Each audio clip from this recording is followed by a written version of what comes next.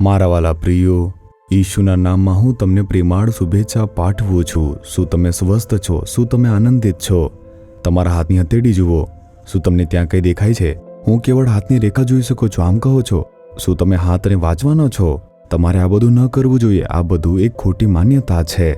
આપણું જે જીવન છે તે પરમેશ્વરના હાથમાં છે, તે સંભાળે છે, આપણા હાથમાં નથી।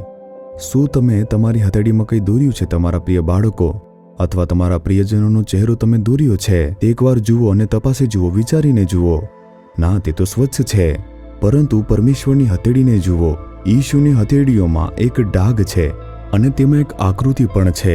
તે શું છે? શું તમે જાણો છો? યશાયા 49 અધ્યાય તેની 16મી કલમની અંદર પ્રભુ કહે છે, જો મેં તો તને મારી હથેળીમાં કોતરેલી છે, તારા કોટ પર મારી સતત ચાપતી નજર છે। તે શું કહે છે? મેં તને મારા હથેળી પર કોતર્યો છે। આપણે આપણા હાથની હથેળી સરળતાથી જોઈ શકીએ છીએ। મેં તને મારી નજરની સામે જ રાખ્યો છે, આમ પ્રભુ કહે છે। પરમેશ્વર તે મને ભૂલી ગયા છે, તેમણે ત્યજી દીધું છે, એવી રીતે કેટલાક સમય કહીએ છીએ ને। પ્રભુ તમને યાદ કરતા રહે છે, તેથી જ તેમણે પોતાના હથેળી પર તમને કોતર્યો છે। જ્યારે આપણે કોઈની સાથે વાત કરીએ, તે તેમની પત્ની અથવા બાળકો વિશે પૂછીએ, તેઓ કહેશે, તેઓ ખુશીથી કહેશે, પોતાનું પાકીટ કાઢશે અને આપણને બતાવશે કે તેની અંદર, પાકીટની અંદર તે ફોટાઓ છે। તેમની પાસે તેમની પત્નીના ફોટા, પ્રિય બાળકોના ફોટા રહે છે। શું તમે તે જોયું છે? તેઓ તે બતાવીને કહેશે, મારી પત્ની છે, બાળકો છે, પરિવાર છે। તેમની પાસે યાદ રાખવા માટે તેમના પાકીટમાં એક ફોટો હોય છે। શું તમારી પાસે એક છે? હા, હવે અમારા સેલફોનની અંદર છે। અમારી પાસે અમારા પરિવારના પ્રિયજનોના ફોટા સેલફોનમાં છે। તમારી પાસે તે એક યાદ તરીકે છે અને ક્યારેક ક્યારેક તમે જોતા રહો છો। તમે લગભગ દરરોજ તમારા ઘરને જોતા જ રહો છો। એ જ રીતે પરમેશ્વરે તમને તેમની પોતાની હથેળીમાં અંકિત કરીને મૂક્યા છે અને તે કહે છે કે આ મારો પુત્ર છે, આ મારી પુત્રી છે। ઈશુના લોહીથી ધોવાયેલા મુક્ત થયેલા લોકોનું નામ તેમણે પોતાના હથેળી પર અંકિત કર્યું છે। જો તમે દારૂડિયા હો તો શું પ્રભુ તમારું રક્ષણ કરશે? ધૂમ્રપાન કરનારને શું તે અંકિત કરશે? લાંચ લેનાર, લાંચને પ્રેમ કરનાર વ્યક્તિને શું પ્રભુ અંકિત કરશે?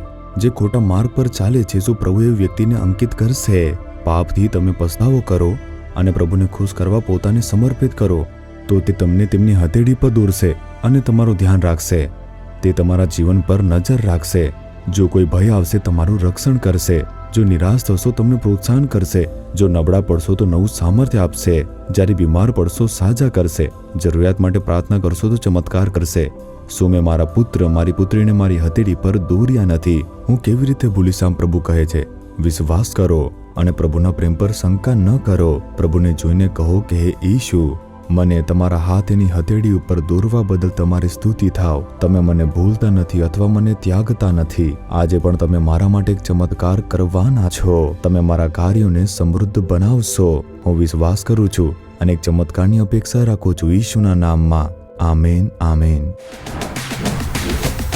જીસસ રીડીમ્સ ગુજરાતી યુટ્યુબ ચેનલને સબસ્ક્રાઇબ કરો। દરેક નવા કાર્યક્રમની માહિતી મેળવવા માટે બેલ આઇકન પર ક્લિક કરો।